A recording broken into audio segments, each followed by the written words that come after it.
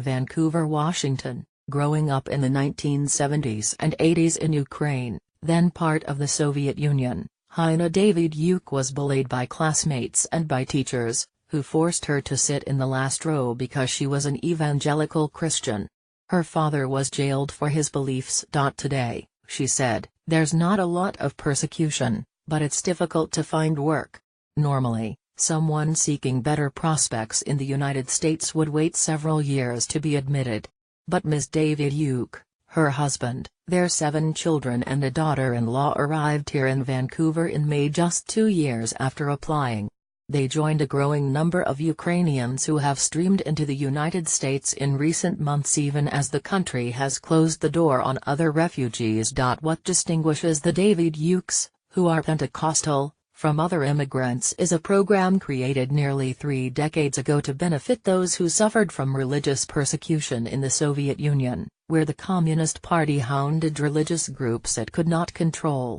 There is far more religious freedom in their countries now. But while refugee camps in several continents swell with families escaping Islamic fundamentalists and bloody civil war, the ex-Soviets still enjoy a favored status when applying to come to the United States.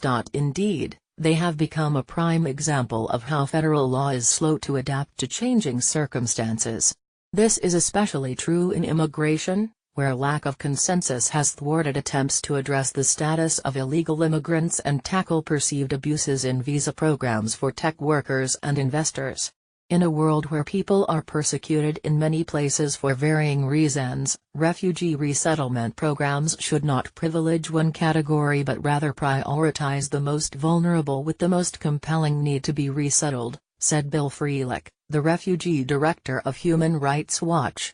He called the program for the ex-Soviets, known as the Lautenberg Amendment, a Cold War anachronism.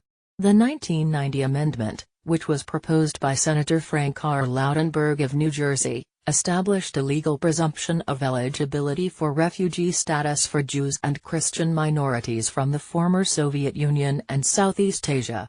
That is a more lenient standard than for other refugee applicants, who must prove they face a well-founded fear of persecution. Iranian religious minorities were added to the program in 2004. But evangelical Christians make up more than 90% of the current Lautenberg pool, the vast majority of them from Ukraine. Nearly 4,000 Ukrainian refugees were admitted to the United States in the first 10 months of this fiscal year, compared with 2,543 for the entire 2016 fiscal year and just 227 4 years ago. Their 2017 numbers are dwarfed by arrivals from the Democratic Republic of Congo, Iraq, Syria, Somalia, and Myanmar. But since May 1, as the Trump administration began to restrict admissions of refugees, Ukraine has accounted for the second largest number of arrivals, behind only Congo. The Supreme Court has allowed parts of President Trump's temporary travel moratorium to stand and will hear arguments this year about whether it is illegal use of his national security powers or illegally discriminates against Muslims, as opponents argue. In response to questions, United States Citizenship and Immigration Services describe the surge in Ukrainian arrivals as unrelated to the executive orders on travel issued by Mr. Trump. In the 2017 refugee admissions report to Congress, the State Department said applications for the Lautenberg program had increased substantially since conflict erupted in Ukraine.